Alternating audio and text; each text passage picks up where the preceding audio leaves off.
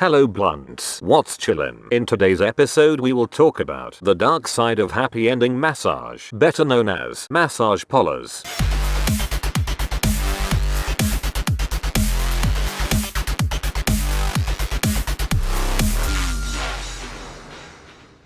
The massage therapy industry in the US is continuously increasing, with a projected 19% increase between 2008 and 2019. As of 2009, US consumers spend between $4 and $6 billion on visits to massage therapists. As of 2016, 46 states and the District of Columbia required some type of licensing for massage therapists. Most states in the United States have licensing requirements that must be met before a practitioner can use the title massage therapist, and some states and municipalities require a license to practice any form of massage. If a state does not have any massage laws, then a practitioner need not apply for a license with the state. The trade is fueled by hopeful immigrants, predominantly from China, Korea, Thailand and the Philippines. In San Francisco and in cities from coast to coast, more and more massage parlors are moving into the business of sex for sale. Do you know what they do here? Massage? Spa? No, it's a house of prostitution.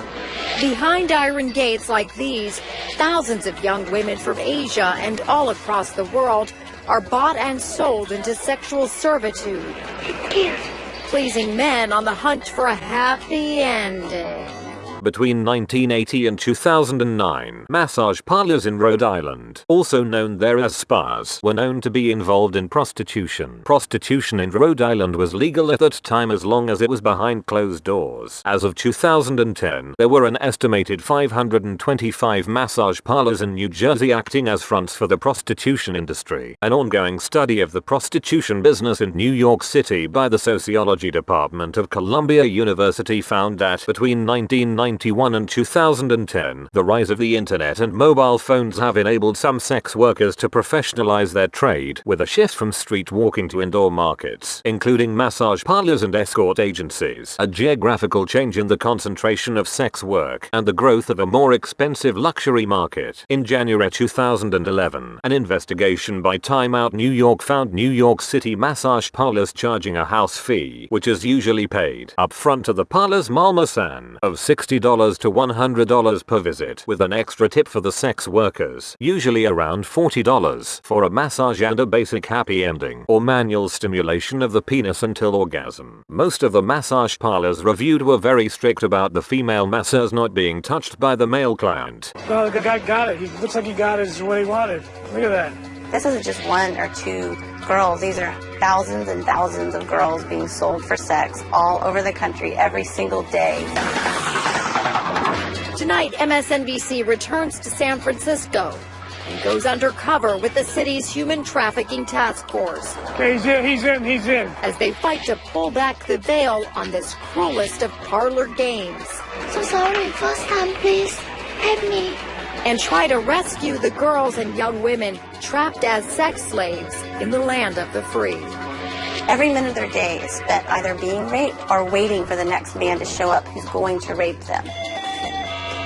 But in some parlors, further contact could be negotiated. As of 2005, more than 40 Asian massage parlors, mostly Korean, operated as fronts for in-call brothels in Washington, D.C., and each earned an average of $1.2 million a year. More than 200 other massage parlors that did not openly advertise and were operated largely out of private homes and apartments, serving mainly Latino clients, made an average of at least $800,000 a year. Sex acts performed at massage parlors can range from a basic happy ending to oral sex or full service. Some, mostly Asian, massage parlors offer a naked table shower or an Asian body slide, as well as access to a sauna before a massage and or any sexual activity takes place. Many massage parlor operations in the USA have switched from advertising on Craigslist to advertising on Backpage because of recent pressure from outside groups. Other publications in major metropolitan areas of the USA have been under pressure in the past to not advertise massage parlor other operations as well. Law enforcement in the USA does try to shut down or fine massage parlor establishments that break federal, state or local laws. The penalty for breaking the law in these instances can be very high in some cases, especially cases that involve human trafficking. Now, I will leave you with a great documentary produced by MSNBC named Sex Slaves, Massage Parlors. After you'll see this documentary, you will see the happy endings with different eyes.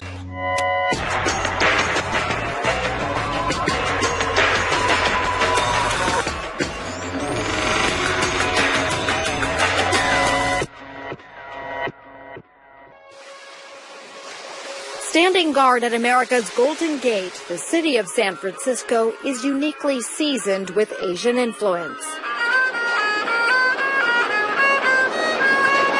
But the city by the bay has also imported another specialty from the Orient: illicit massage parlors that play host to a booming underground sex trade. Human trafficking is alive and well in San Francisco. Inspector Ed Walsh has spent 25 years with San Francisco's health department. Hi, health department, how are you? Since 2007, our cameras have followed him on his beat, Hello, ladies. inspecting the city's massage parlors, You got anybody else here today? many of which are simply fronts for the business of prostitution. There's a guy in there. So, like, when we go into these places, we observe sex. There's not supposed to be any sex. So, that's the bottom line. Men looking for sex know that the price of admission is a quick $60 to the house. Once inside, a buyer can hand-pick a scantily clad woman from the bullpen and start a private party behind closed doors. You go into the room, and then you negotiate a sex act with the masseuse. What I understand to be the going rate is like anywhere from like $120 to $140 for a sex act. And usually you can get any type of sex act that you like. Working as part of San Francisco's Human Trafficking Task Force, health inspectors like Walsh and Dr. Johnson Ojo have helped shut down more than 80 illicit massage parlors since 2005. But now, thanks in part to a new California law that makes it easier to obtain permits and dodge health department rules, the massage business here is roaring back. Hi, hello. 2 years ago, my inventory was like about 150 facilities. There has to be at least another 50. So yeah, there's a glut of new massage establishments. Despite the setback, the task force remains determined and has ramped up inspections. Today, Inspector Walsh has received a tip that the owners of this particular massage parlor in the financial district are actually running a brothel. What we got to do is we got to start telling those people to go downstairs and wait. Unlike police, health inspectors do not need a search warrant to pop in unannounced and start poking around. But after so many years on the job, Inspector Walsh is now a familiar face to many of the people who run these places. If their surveillance cameras see him coming, they'll be on their best behavior. We'll just wait on the corner. Let's go in there, and they're not going to know who you were. But they won't recognize this younger inspector. Go ahead, go for it. And so they're more likely to buzz him in and offer him the real deal. Wait, what did you see when you first went in there? There was girls sitting on the couches. I would say about 5 of them putting makeup on. A girl wearing yellow lingerie, black lingerie, hot pink lingerie, light pink lingerie. Moments later, Inspector Walsh enters. Hi, health department. How's everybody? Oh. He finds women in lingerie scrambling to cover themselves and startled customers racing for the exit. Hello, what are you doing? Putting your clothes on? Whoa. Upstairs, Inspector Walsh finds more massage rooms with women and men in various states of undress. Hello. Oh, hi, how are you? Fine, how are you? Here. What's your name? Some of the Johns were upset that we were there. One room, the guy asked me what the hell I was doing there. Hi. Excuse me, sir. Yeah. May I ask why you're walking? With the health department. It's an inspection. They were putting their pants on when I walked in. What do you think's going on there? Well, there's sexual activity, obviously. Wait. What is this? These men want nothing to do with Inspector Walsh or our cameras. One by one, they clear out. Oh, here's another one. This man may be camera shy, but he's not about to leave without a refund. The house returns his $60 cash entry fee. It's the most girls I've ever seen here. And this is like, what, 12 o'clock in the afternoon. Can everybody get their IDs out, please? Massage IDs? One by one, the women are identified and cited for improper attire. Fining massage parlors for scantily clad women is one of the numerous code violations the city came up with to deter illegal activity. Where's the manager? Who's the manager? No? As is often the case in these places, the manager is nowhere to be found, leaving the women to take the blame. So sorry, first time, please. Help me. This young woman, who we'll call Lily, is sadly typical of thousands working in San Francisco's massage parlors. Thank you. You live in El Monte, California? Yes. That's in Southern California. Yes. Why are you here? Yeah. Where do you live? When do you go home tonight? Where are you going to go? Lily fails to provide her address here in San Francisco, a typical indication that she may very likely be staying right here in the massage parlor. So, Ed, what does this look like to you? It's like they're living here. There's like 2 suitcases here full of clothes. And there's shoes, there's bags of blankets. I would suspect that the lady that we found in this room probably lives here, because when we asked her where she lived, she didn't have an address. And her ID says that she's from El Monte, California, which is in Southern California. Why would the women be living here? What does that indicate to you? They may be trafficked. Yeah, they may not be here on their own volition. They may be forced to be here. Ed's suspicion that Lily may be trafficked comes from more than 2 decades of working as a public health watchdog.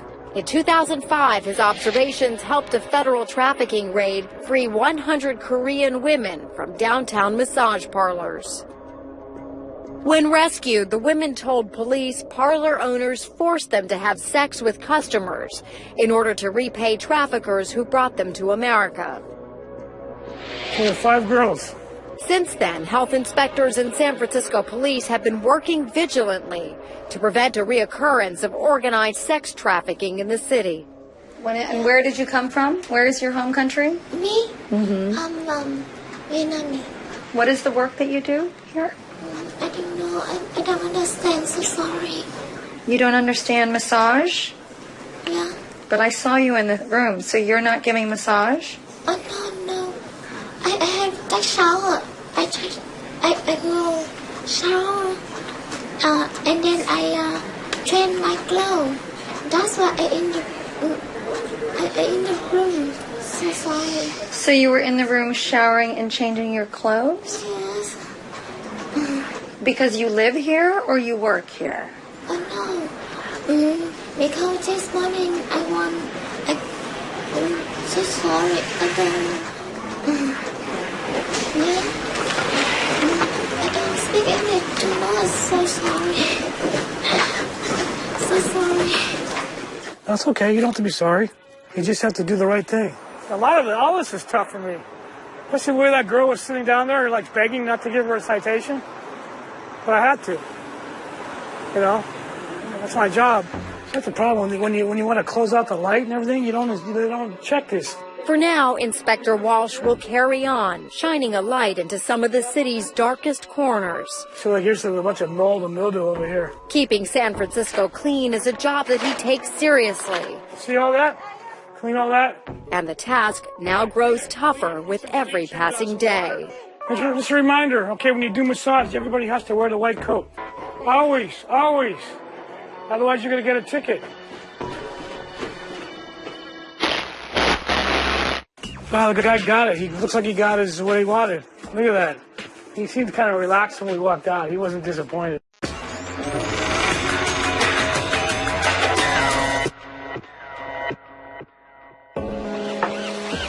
It's a Friday evening in San Francisco, and agents with the city's Human Trafficking Task Force are preparing to conduct surprise inspections of local massage parlors. Today we have about 6 places to go from. The task force combines the efforts of health department inspectors like Dr. Johnson Ojo and Ed Walsh, working together with police, firefighters, and agents from the city's departments of building and planning. Tonight, the task force will be looking for violations of municipal codes behind the well-guarded iron gates of massage parlors that often act as fronts for prostitution. Just a reminder, okay, when you do massage, everybody has to wear the white coat. Some codes, like requiring masseuses to be fully dressed and licensed by the city, were written to prevent foreign women from being abused. The later we stay out tonight, the better our chances are of finding some illegal activity and girls without permits. Tonight's first stop is the A&Y Health Center on San Bruno Avenue, a spot that's all too familiar to Inspector Walsh. We've had numerous complaints in the past about illegal activity being conducted here. This is a place we need to keep under surveillance. Hi, how are you? Hi, honey. Yeah. How are you doing? Okay? Okay, hold on a second. What they initially find here are half a dozen women, some who at first appear to be working without permits and possibly in the country illegally. You speak Chinese? Chinese, yeah. You want to talk to her? Who wants to talk to her first? I think they need some interpretation here. Thanks, bro. We've seen it all. First of all, the operators have taught them not to speak. And the first thing they do once you walk in there, they tell you that they don't understand English. Inspectors check the women for ID and massage licenses. That's you? Yeah, me. Okay. Massage license that's downstairs office. You know, office that's boss keep. Here, come with me. Come with me. And show me where it is. Show me where it is. While Inspector Walsh tracks down this woman's license, our producer spots two scantily clad women who scurry out of rooms, pull on sweatshirts, and immediately start doing laundry. The one in the green doesn't have a license. No, and this lady here doesn't either. As they nervously busy themselves, the young women tell inspectors they don't do massage. They're just newly arrived cleaning ladies. And do you have your license? No, I'm no more. I work just clean. I'm no masseuse. You're just cleaning? Yeah. And how long has she been here? So, and then a few months, yeah, and she just come back to China, so yesterday. And then she come back, that's the first day today. So are you a citizen or? No, I'm not a citizen. Is she a legal resident of the United States? She's Yeah, she have a green card, yeah. And you don't do massage? No. I'm not masseuse. Who's the cleaning person? Inspectors are skeptical of the young woman's story because they've heard similar tales from commercial sex workers before, including those caught selling sex in another massage parlor owned by the same people who own this one. You know, in many massage parlors, we know that prostitution, commercial sex is an ongoing activity.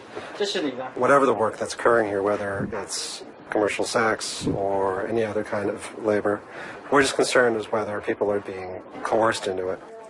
How come you dress like that? That's not good. Oh, I tried to change this. I have to give you a ticket. Can't have any exposed skin from your shoulders to the top of your knee. She's wearing shorts and she has a low cut shirt on. It's good now. This is the way you're supposed to dress. Every time when you are at work, you dress appropriately. As darkness falls on San Francisco, the inspection team moves on to their next target. It's called Nikki's Oriental Massage. We're going to wait till 10 o'clock. We can nail them for operating after hours. The team gathers about a block away from Nikki's Oriental Massage. The man in the striped sweater is the undercover John. I'm planning to go inside, try to solicit for a massage, basically see what's happening before the inspectors and SFPD and the task force comes inside. Investigators give the undercover a minute to get in and speak with the women before moving in for their inspection. Hello. How are you ladies? Are you guys by yourself, just you and her? Inside, inspectors find 6 women. One customer? Including one who is undressed in a room with a man who is also naked. There's a guy in there. A distinguished-looking elderly gentleman, the man dresses quickly and ambles away from our cameras. leaving behind fresh evidence of what appears to be a mission accomplished. Well, the guy got it. He looks like he got what he wanted. Look at that. He seemed kind of relaxed when we walked out. He wasn't disappointed. So, like, when we go into these places, we observe sex. So, that's the bottom line. In another room, inspectors find more indications that Nikki's Oriental massage parlor may be doubling as a house of prostitution. We found condoms. We found a large amount of cash. We found all kinds of lubricants for sex acts, for hand jobs. This woman is the manager on duty tonight. She denies any knowledge of sex for sale in the massage parlor. Okay, what do you have these for? They're supposed to be here. I don't know. Because, sometimes customer, where he come, sometimes he bring, he leave, that we don't know. Okay, well, this should not be here. There's no reason to have those here. Nikki's will be cited and fined for violations of the city's health code. I'm citing you for operating the massage parlor after 10 o'clock. They say there's no reason to have massage after 10, unless it's illegal massage. Okay? Sign there. And the evidence of sex for sale here will become part of a larger case to close the place down if the operators refuse to clean up their act. We do believe that there's a pretty wide variety of exploitation going on. So the fact that we keep doing these inspections, even if there's exploitation going on, which there surely is, at least it makes it so that it can't be done in a more overt way. Okay, look at me, come on. That really shocked me. About 4 women were stuck into a hole about 18 inches wide and about 36 inches long.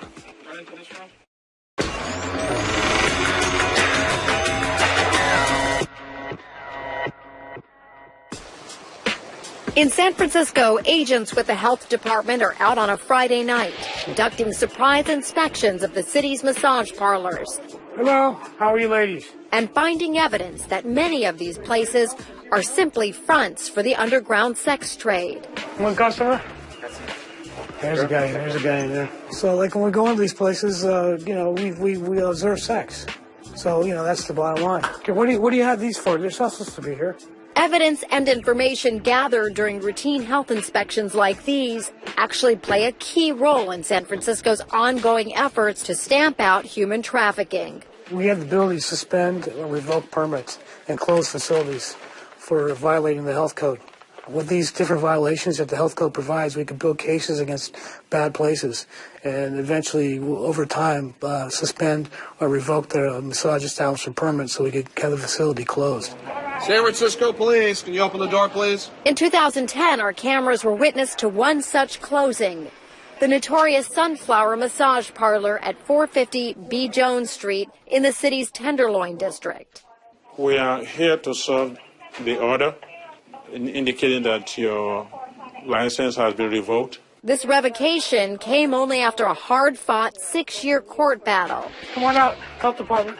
And our documentary investigation that revealed Sunflower to be little more than a brothel, hiding behind the facade of a massage parlor. This is a house of prostitution. If you're just there for a massage, they don't want you just there for a massage. They want the money for the extra service.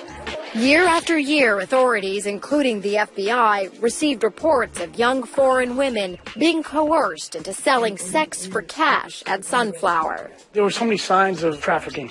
There was living quarters found in the space, holes in the walls where women who were working as, so to speak, massage practitioners were hiding because they didn't have licenses. As we witnessed in numerous visits, Sunflower's big achievement over the years was building secret hiding places to house women. What is this? That's where they were sleeping previously. We found a room that was under the stairs, and they had a lot of mattresses there where the women sleep. It's a fire hazard, and there's very poor ventilation. I don't think any human being should be subjected to those kind of treatment. After multiple fines, Sunflower finally walled up that illegal living space. But 2 inspections later, the task force uncovered yet another concealed room. This is a mirror on the wall, and behind the wall is a hole actually cut into the wall. And when you open it, you discover that there is a hole there. That really shocked me. About 4 women were stuck into a hole that is about 18 inches wide and about 36 inches long. Okay, look at me, you can come out. The investigation of Sunflower went literally through the looking glass when inspectors found women crammed into a cubbyhole behind this wall. Stay right there. Stay right there. Go right to this room, please. They were actually behind a facade that looks like a mirror until we started hearing noises that we decided to pull the mirror down. Lo and behold, it's a hiding place. 450B Jones Street. Over the years, Sunflower spared no legal expense battling the health department in court and managed to stay open. And I don't think they were in violation. Sunflower was able to hire the best attorneys to refute all our allegations, all our evidence. To tell you the truth, they would rather pay any fine you levy on them than to shut them down. So that tells you money is not an issue. Even on the very day that Sunflower was legally shut down, we saw indications that men were still coming here in search of a happy ending. He had his shoes in his hand. He was barefooted walking out of the premises. The shuttering of Sunflower was a significant victory in San Francisco's fight against human trafficking. Okay, I posted a sign on the front door saying your permit's been revoked. Do not remove it. You're supposed to close effective 5 p.m. today. No customers, no massage activities. Okay? And the revocation should have put an end to the business of sex for sale at this particular address. We had a moratorium on that location. We were not going to issue a massage establishment permit there because of all the history there, the prostitution and potential human trafficking at that location. They used to open till about 2 o'clock in the morning. I think even later than that sometimes. Yeah. But inspectors will soon discover that the battle at 450 B. Jones Street has only just begun. Coming up. Alan's going in now. Tell me what you saw. When I walked in, a female in teal came out of one of the doors and she opened up her lab coat with a lingerie under.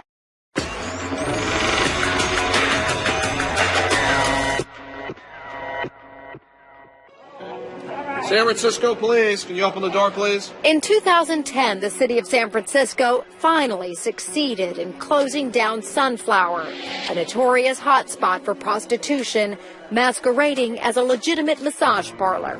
They were closed, the owner left, and then the owner of the building rented the facility to somebody else. We had a moratorium on that location. We were not going to issue a massage establishment permit there because of all the history there, the prostitution and potential human trafficking at that location.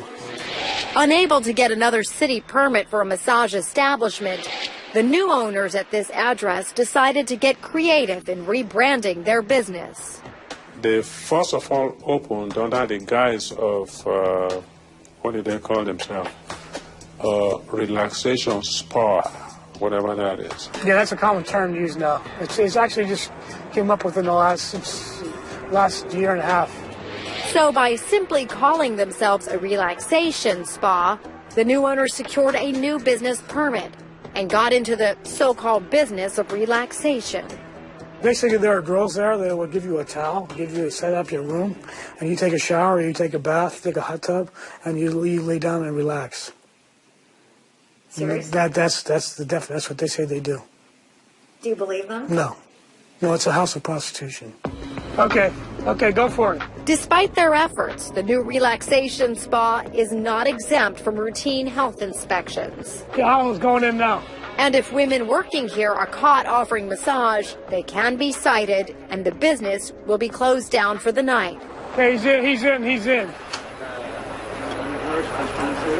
Once inside, the Undercover makes contact with 4 young women. Hi, hello. They are dressed improperly and offering the usual prelude to sex in this establishment, illegal massage. Tell me what you saw. When I walked in, a female in teal came out of one of the doors and she opened up her lab coat with a lingerie under. Another girl came out another door and opened up her lab coat. And then the third girl came out of another door, separate door, and opened up her lab coat. And all of them were just in their lingerie and they sat down on the couch. Who's the owner? The owner not here, sir. Who is the owner? Owner, he not here. Well, what's the name of the owner? Yeah. The mama-san, or madam, is polite, but she plays dumb as inspectors turn their attention to identifying the younger women working here. These 3 women have legal ID, but no massage permits. And this young woman has no ID at all. You have no wallet? I don't have anything on me, sorry. No wallet? No, because I walk around here and I don't want nobody to snatch stuff from me. What do you do here?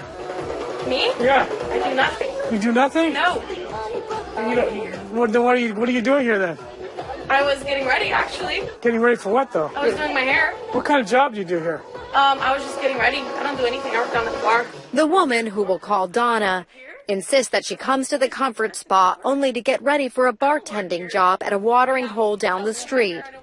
Oh, okay. When we walk into some of this establishment, you hear some terrific stories. Tell me again why you are here. Huh? Because I'm getting dressed. That's why I have extra clothes in here. I'm getting dressed to go to work. And we ask you, who is your friend here? Who do you know here? You say you don't know anybody, but what gives you the authority to come to somebody else's establishment to change your clothes? You know that is a pure lie. Well, she was looking for a manager. Inspectors get a different take from the mama-san. She tells them that Donna came into the spa tonight looking for work in the relaxation business. I saw her just come to look for a manager. She's looking for a job? Yeah, she tell me like that. So what happens if your statement is contradictory to what somebody else tells me? Then I don't know. You don't know? Then I don't know. Or you're not telling me the truth? I am telling you the truth. I come there to get dressed and I leave. Do you have anything else in here? That has your name on it? No, I don't. My phone. Investigators eventually ID Donna by records on her cell phone. Walsh issues her a ticket for practicing massage without a license. But before we move on, Donna agrees to tell our producer a little more about herself and her travels. I live in Nevada. I'm from Hawaii. I live in Nevada. I fly out here. My friend lives in San Mateo. I stay with her, but I don't want to catch the bus looking like this. There's crazy people in the world. I don't bring ID on me because there's crazy people in the world, because I don't want to get, I have to travel. I need my ID. So I come over here to get dressed, just to go down the street to work. That's it. How old are you? 25. By her own admission, Donna logs tens of thousands of miles on a regular circuit that includes sex trafficking hotspots like Hawaii, Las Vegas, LA, and San Francisco. Doing it all, she says, on bartending wages. You make enough money to go from Nevada to here to Hawaii? In Hawaii, I'm a hostess. We also host in Hawaii. Under the circumstances, investigators begin to suspect that someone else may be moving Donna from place to place and possibly selling her for sex. I don't work here. I promise I don't work here. Do you know what they do here? Massage? Spa? But Donna isn't asking for help, and so there's little more they can do for her tonight. Okay. Maybe you can translate for them. This is what I'm going to tell you. At least for tonight, this establishment will be unable to skirt the laws of San Francisco. Yeah, and the violations here are operating a massage establishment without a permit, and employing unlicensed workers, and operating after 10 o'clock. No, stop, please, relax. Here, relax, relax. I don't. Yeah. Okay. But you actually do massage here, not relaxation. The so-called comfort spa will be cited for illegal massage and closed for the evening. Yeah, why? I have a ticket, sir. Just sign here. Yeah, so I have ticket, sir. Yeah. And so after almost a decade of countless investigation hours and paperwork to stamp out the business of sex for sale at this address, it now appears that Inspector Walsh and Dr. Ojo are right back at square one. It's a shame. But, it's not over. We're going to do it again. If we can get somebody to come forward and say they've been trafficked or they're forced to work there, then we can bring in the police and other city agencies and FBI to close it down. And has anybody asked you to do anything that you don't want them to do? I think it's really important to understand every minute of their day is spent either being raped or waiting for the next man to show up who's going to rape them.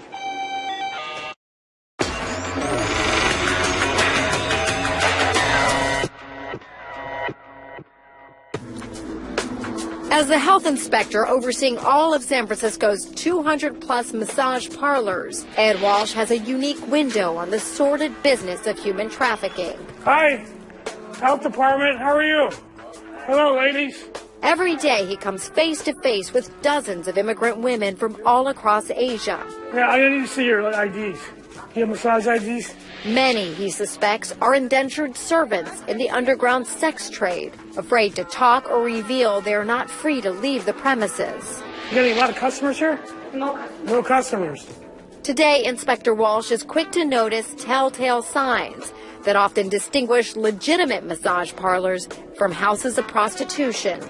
There's a lot of signs. Typically, you can look from the outside of the facility. There will be double doors or locked gates. There'll be cameras on the outside of the facility so they can view the whole sidewalk. Hi, health department. How's everybody? Oh, you walk into the facility, you'll find girls that are improperly dressed. You'll find a number of high heels, lingerie. You'll find condoms, lubricants. Okay, does anybody sleep here? Sleep at night? Nobody. Everybody goes home? Another indicator of human trafficking is any evidence that women are actually living on the business premises, like fully stocked kitchens, mattresses, and drawers stuffed with underwear. See, too many clothes here, too. What do you need all these clothes for? Fancy. That's fancy massage, huh? Special massage? Jeez. Today, Inspector Walsh is following up on a tip that sex is for sale on the premises of this massage parlor in the city's Mission District. KY Jelly. So we have 5 girls. After a quick search of the rooms, he turns his attention to identifying the women working here and checking them for valid massage permits. You've been here a long time, huh? Working here? This response is funny, perhaps because it is obviously false. Every time I come, you're always here. I know, I'm always just one time coming to work, you come. It is the standard response that women working in illegal massage parlors are trained to give, and Inspector Walsh hears it all the time. The inspection is briefly interrupted by the arrival of a prospective customer. The man is buzzed inside, but he has a sudden change of heart when he gets a good look at our cameras. But why should he be nervous? He's just coming for a massage. Our producer starts a conversation with this woman who we'll call June. A quick check of her ID reveals that she is more than 800 miles away from her home address near Seattle. Why'd you come to California to work? That fact piques Inspector Walsh's curiosity. He digs a little deeper. But why would you want to come to California to do massage if you live in Washington? I don't like very much place. June can't supply a home address in San Francisco. Inspector Walsh begins to suspect that she may be one of the thousands of young women trafficked around the country from parlor to parlor. So you like working here? Yeah. Oh, you don't know yet. When doors are officially closed for the day at this massage parlor, those girls are trapped inside, and they live on those premises. Andrea Powell runs Fair Girls, a national organization dedicated to rescuing trafficked women. I think it's really important to understand for these victims held inside these illicit massage parlors is that every minute of their day is spent either being raped or waiting for the next man to show up who's going to rape them. Powell says many of the women who work in illegal massage parlors are actually victims of a bait-and-switch scheme that turns American dreams into a nightmare. So our typical victim from a foreign country is approached by someone they know who says, I can offer you a job, you can work in this restaurant, life is going to be great, you're going to make thousands and thousands of dollars, you can come home and support your community, support your mom, support your family, and life will be great. They get over here and they're told, you know what, actually, we paid a lot of money to bring you over here and you're going to pay it back, and the only way you're going to pay it back is involved in prostitution. If you run, the police will catch you. If you run, you'll be arrested. You'll be in jail and you'll be deported and you'll be shamed forever, and your family, by the way, back at home will be punished as well. How long have you worked here? 1 month. Just 1 month? Yeah. June agrees to speak with our producer, but she appears to grow ever more confused and reluctant to answer even the simplest of questions. Do you know where you live in the city?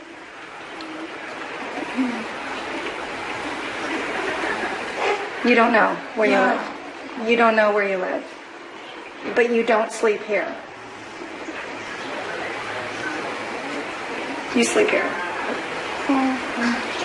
And has anybody asked you to do anything that you don't want them to do?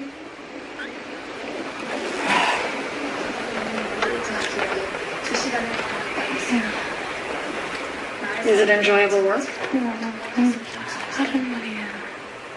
Our producer's questions draw the attention of this woman, who prods June in Korean to keep her mouth shut. 말하지 마. Are you the manager? I don't know English. What kind of work are you doing here? I don't know. You don't know what kind of work you're doing here?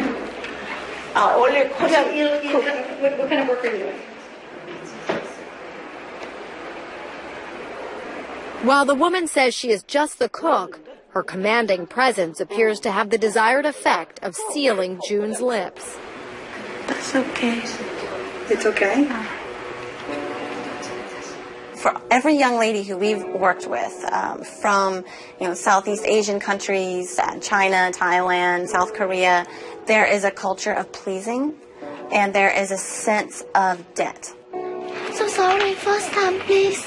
That's okay. You don't have to be sorry. You just have to do the right thing. Some of the young women who we've worked with have said, I wanted to leave, but if I left, how would I ever pay back this money, and my family's honor would be shamed forever. And so the girls are fully trapped, and they don't speak English. People are watching them at all times, and the only interaction they have with anyone who's not a trafficker are the men who are raping them. So how are they going to get out? If you don't feel safe here, or you want some help, you want to get out of this situation, call me. There may be plenty of suspicion here today, but since June isn't asking for help, there is little anyone can do. Okay, that's my name. That's my cell phone number, okay? All that Inspector Walsh can really offer is his phone number and his sincere desire to help if help is ever needed. One girl looked like she was under duress. Yeah, just by listening to her conversation, she was actually talking. Usually they've been trained not to talk to anybody. They won't open up to you. This girl was actually talking to us. That's why I gave her my card, my name and number on a piece of paper, so that she could call me if she needs some help. Another young lady who we worked with actually said that she would pray over and over and over again that the next man would just kill me. I just don't want to do this anymore.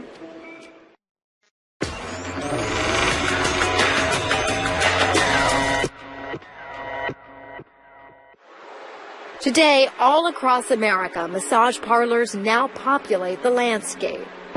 From the glittering home of the Golden Gate to the sleepy suburbs of Boston, the FBI and anti-trafficking advocates say criminals forcing women into sexual slavery is on the upswing. This isn't just one or two girls. These are thousands and thousands of girls being sold for sex all over the country every single day. Andrea Powell leads Fair Girls, a nonprofit that rescues girls from trafficking situations and tries to restore them to some semblance of normalcy. You should come and look inside my office and see the over 125 girls who we have served in 2012 who were sold for sex as slaves in the United States. And you can't ignore this anymore. This is one of the biggest human rights issues that we're facing nationally and globally. Among Powell's 125 clients are Asian women rescued from massage parlors, like this 19-year-old who we'll call Mei Lin. She was from a very, very rural town in China. She was an unwanted child by her family. They really didn't want a girl. She was treated kind of like a domestic slave growing up anyway. And an uncle came to her and said, I have an idea. Why don't you work at this really fancy restaurant in New York City? You're going to make all this money, and then you're going to be so happy and rich, and you won't have to worry about anything. And all you have to do is pay the woman $2,000. So, of course, she didn't have $2,000 US. So a woman comes and meets her and says, I'll loan you the money. So she gets over here on a fake passport, and then she's told, you just entered the country illegally with a fake passport. You'll get arrested and put in jail forever. Then she's told, if you want to pay back the money, you can work for 20 years in my restaurant, or I can let you work in this massage establishment doing massages. I'll teach you how to do that, and it'll only take you a year. So then she gets there, and the door's closed, there's barbed wire, and she's told, actually, you're going to have sex with these men. And if you don't do it, here's a picture of your brother in university right now, and something's going to happen to him if you don't do this. Powell says massage parlor girls like Mei Lin frequently find themselves paralyzed by the fear of very real consequences should they choose to run from their captors. The real motivating factors for keeping these girls enslaved and quiet, the real threat is often about their own family. Your family will be shamed if you don't pay back this money. Your family will be shamed because we'll tell them you're a prostitute and they won't want you back. And so, Powell says, they go to work selling their bodies in an effort to pay back a perceived debt to their captors. Today, Powell says thousands of women, just like Mei Lin, are trapped in this cruel parlor game with ever-changing rules. A game that simply cannot be won. She was told she owed $2,000. When she got to the U.S., she was told it's $75,000. And she could work her way out of it. But every time she used a condom, every time a bar of soap came her way, they would take that off. You owe us money for this. You owe us money for this. So that every month, she was charged rent. She was charged gas for the car. She was charged for electricity. So all these fake charges would come in so that she could never pay back this debt. Another young lady who we worked with actually said that she would pray over and over and over again that the next man would just kill her. She just said every time a man walked in, she would think, I hope this is the one who will just kill me. I just don't want to do this anymore. In 2011, Mei Lin was finally rescued from her captors when Washington, D.C. police raided her massage parlor. And when she finally was arrested and then later identified by Homeland Security as a victim of trafficking and brought to us, her brother was actually beaten up back at home, and she was sent a picture of that. Despite that, Powell says Mei Lin bravely testified against her traffickers. With help from Fair Girls and some time to heal, Mei Lin is finally on the path to something like a normal life. She is working in that restaurant she always wanted to work in, and she is in school, and life is a lot better, but she doesn't have her family anymore. They want nothing to do with her. These are kind of thin gray, but you want a couple? She did pay very dearly for this freedom, and that's very typical of this isolation for these young girls of not thinking anyone can understand them, and that's what we face. According to Powell, facing reality means recognizing that the innocuous-looking massage parlors popping up in cities big and small means cheap sex for sale at the expense of innocents like Mei Lin. She wants the men who buy sex in illicit massage parlors to know that for thousands of women like Mei Lin, there is no such thing as a happy ending. Those who are buying these girls, I want them to actually see the face of these girls when they walk out the door. If they would turn around and see the look in her eyes, it's not a smiling, happy person. I would like for them to actually see these girls as they're arrested and see them as they're sitting in deportation proceedings, or see them as they're sitting in my office or other offices around the country crying because they don't know what they're going to do with the rest of their lives, and really see the impact. They are victims of trafficking, but in their mind, they're just a dirty girl that nobody cares about. And when you go and buy them, you're solidifying that in their mind. If you don't feel safe here, or you want some help, you want to get out of this situation, call me. A few days after our initial contact with June, Inspector Walsh returned to the palm tree spot to check on her. She had disappeared. The manager told Walsh that June left no forwarding address.